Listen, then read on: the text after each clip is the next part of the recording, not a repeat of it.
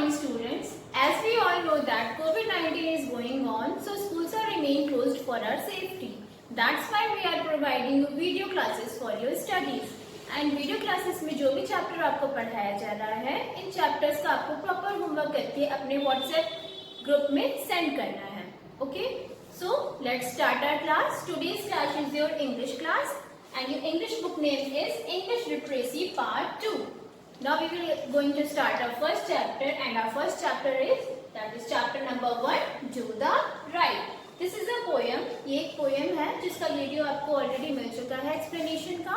हमने आपको video already दिया था कि इस चैप्टर में आपने क्या पढ़ा. इस चैप्टर में या इस पोएम में हमने ये पढ़ा था कि हमें बिना डरे सच का साथ देना चाहिए. हमें वो चीजें करनी चाहिए जो हमारे लिए अच्छी होती हैं या हमारे लिए सही हैं. Without fear, without any hesitation हमें वो चीजें करनी चाहिए. और अगर हम अपनी लाइफ में सही चीजें करते हैं तो हम एक अच्छे इंसान का नाम कमाते हैं. And the poet of the poem is W. Townsend. और जो पोएट हैं जिन्होंने ये पोएम लिखी है, इनका नाम है W. Townsend. ठीक है. Now next we are going to start our exercise.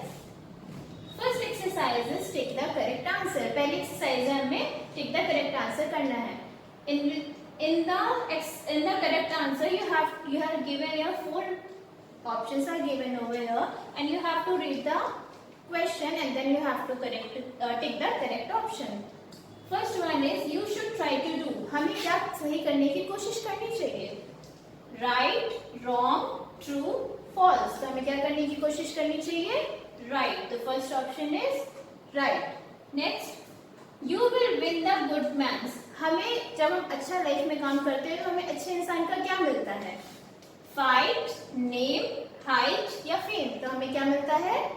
हमें अच्छे इंसान का नेम मिलता है. तो name option is correct. Now next exercise is complete the lines from the poem.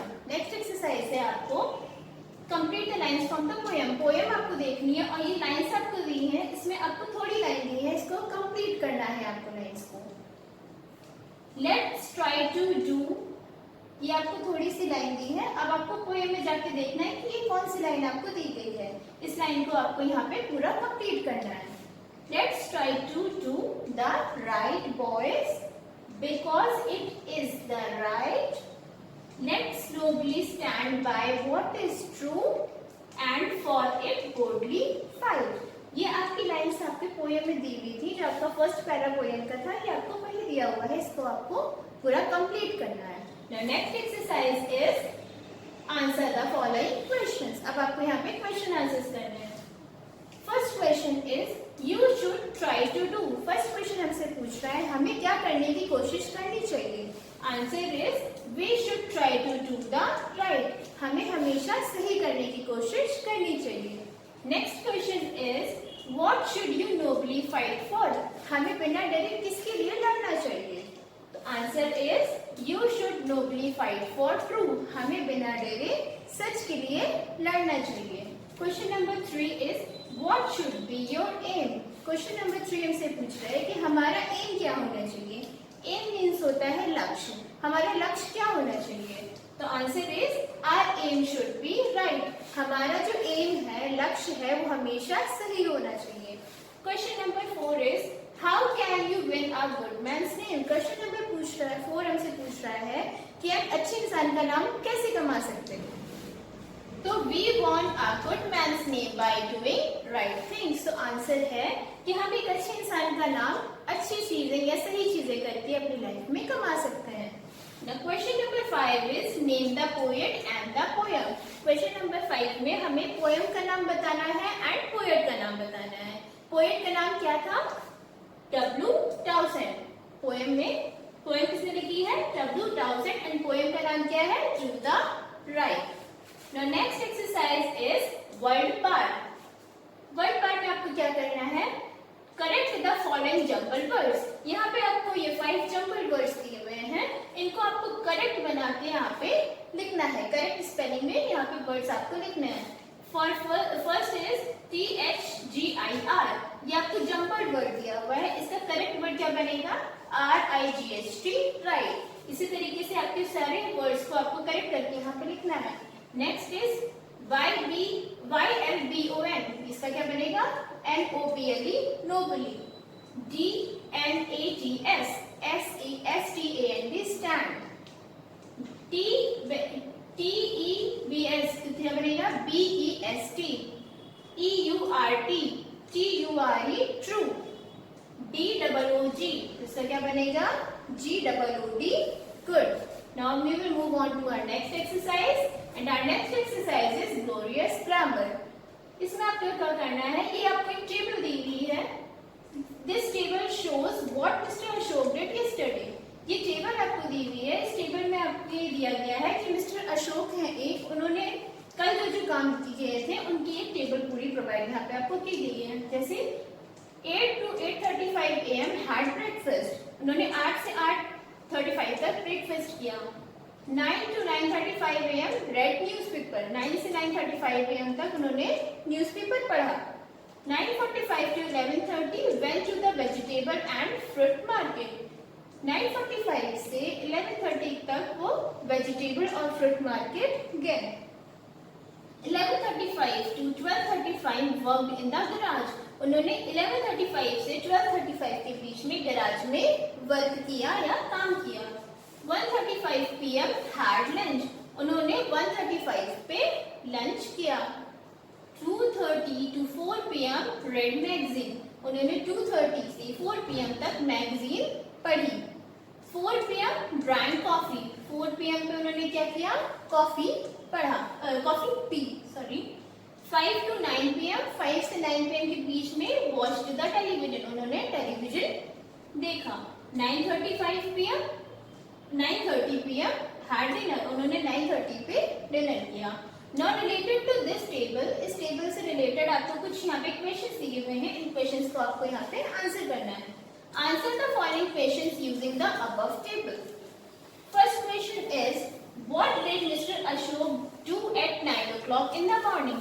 First question हमसे पूछ रहा है कि मिस्टर अशोक ने सुबह 9 बजे क्या किया था.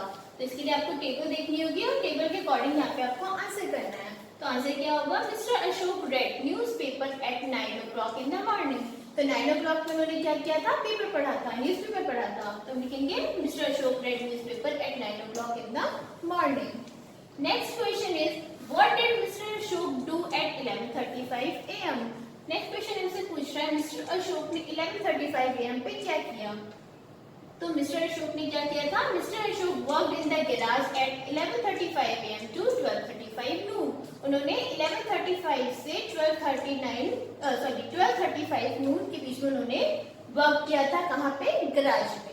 Question number 3 is, what did Mister Ashok do eight 4 o'clock? Mister Ashok ने 4 o'clock पे या 4 बजे क्या किया था? तो answer is Mister Ashok drank coffee at 4 o'clock. Mister Ashok ने 4 o'clock पे कॉफी पी थी. Question number 4 is, what did Mister Ashok do at 9:30 PM at night? कोई फोर्थ क्वेश्चन हमसे पूछ रहा है कि मिस्टर अशोक ने 9:30 AM रात में क्या किया था. तो मिस्टर अशोक ने 9:30 AM पे क्या किया था? डिनर किया था. Mister Ashok had dinner eight 9:30 PM at night.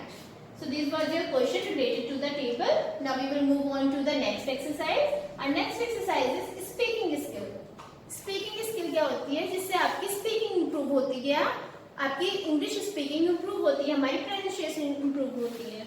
Now read these words aloud. ये वर्ड्स आपको कुछ यहाँ पे वर्ड्स दिए हुए हैं. इन वर्ड्स को आपको तेज से पढ़ना है with spellings.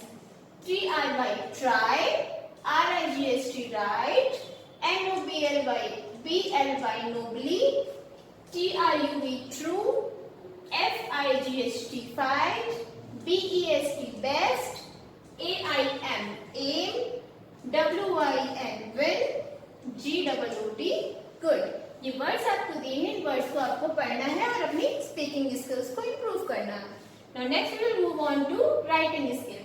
अब राइटिंग स्किल्स क्या होती हैं? आपको क्वेश्चन पढ़ के जो आंसर करना होता है वो राइटिंग स्किल्स होती है. आप किस तरीके से आंसर पढ़ के करते हो. First is right 1 word for each. यहाँ पे आपके क्वेश्चन दिए हुए, इनका 1 word आंसर आपको प्रोवाइड करना है. First one is who takes care of sick people. First question हमसे पूछ रहा है one who takes care of sick people. Sick people मतलब होता है बीमार लोग। बीमार लोगों की देखभाल कौन करता है? टेक्स केयर मतलब होता है देखभाल करना। तो बीमार लोगों की देखभाल कौन करता है? तो बीमार लोगों की देखभाल कौन करता है? नर्स करती है। तो नर्स हम लिखेंगे यहाँ पे first answer. Next is one who does not believe in God. Next question हमसे पूछ रहा है कि वो जो गॉड में बिलीव नहीं करते हैं, भगवान में विश्वास नहीं रखते हैं। बिलीव मीन्स होता है विश्वास, और गॉड मीन्स तो सबको पता है भगवान होते हैं। तो वो जो भगवान में विश्वास नहीं रखते हैं उनको हम क्या कहते हैं? एथिसिस्ट। क्या बोलते हैं? एथिसिस्ट। एथिसिस्ट हिंदी में उसको बोलते हैं हम नास्तिक। Third one is one whose parents love the most। Third question हमसे पूछ रहा है कि वो जिसको पेरेंट्स सबसे ज्यादा प्यार करते हैं। पेरेंट्स मीन्स हमारे माता पिता किससे सबसे ज्यादा प्यार करते हैं? तो हम उसको क्या कहते हैं? बिलवड। सबसे ज्यादा प्यार किए वाले इंसान को हम क्या कहते हैं? Beloved. Fourth one is one who tells a lie. Fourth question हमसे पूछ रहा है कि कौन झूठ बोलता है? लाई मीन्स होता है झूठ, टेल्स मीन्स होता है बोलना। तो वो जो लाई करता है या झूठ बोलता है तो हम उसको क्या बोलते हैं? लायर। एक वर्ड जो होता है उसके लिए हम क्या बोलते हैं? Liar. So this was your writing skills. Now next we will move on to listening skills. Listening skills means होता है सुन के काम करना। जो हम सुनते हैं उसके अकॉर्डिंग हम क्या हुआ करते हैं, वो हमारी लिसनिंग स्किल्स होती है। जैसे right 10 sentences on your favourite hobby. यहाँ पे आपको 10 सेंटेंसेस लिखने हैं अपनी फेवरेट हॉबी पे। जो भी आपकी फेवरेट हॉबी है, हॉबी मीन्स जैसे आपको खेलना पसंद है, रीडिंग करना पसंद है, डांस करना पसंद है या सिंग करना पसंद है, जो भी आपकी फेवरेट हॉबी है इस पे आपको अपने 10 सेंटेंसेस लिखने हैं। So this was your homework. This is your homework. You have to do it at your home and then you have to send it on the group. Now next we will move on to the next page. Next page is this is fun time. यहाँ पे आपके fun time दिया है draw a picture of our national flag. यहाँ पे आपको हमारे national flag की पिक्चर ड्रॉ करनी है। नेशनल फ्लैग हमारे तिरंगे की पिक्चर ड्रॉ करनी है। आप सबको पता है तिरंगा हमारा कैसा दिखता है, तो यहाँ पे आपको एक अच्छी सी पिक्चर हमारे नेशनल फ्लैग की ड्रॉ करके आपको भेजना है। So with this your chapter is completed. So do reading at your home and try do the homework and send it on the group. Thank you.